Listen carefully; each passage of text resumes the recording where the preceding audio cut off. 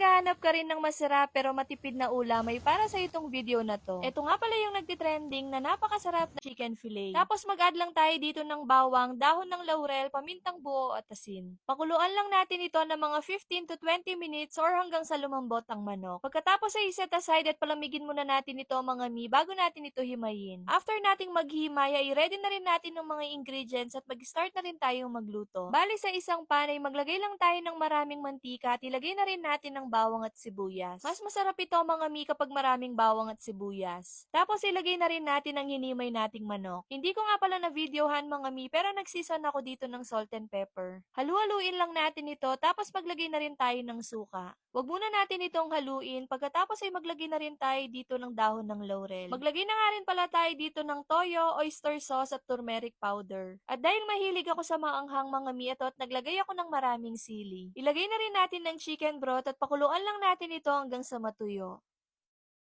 Ayan, kapag ganito na mga mi ay luto na ang ating chicken pastil. Grabe, sobrang sarap nito mga mi kaya subukan nyo na rin.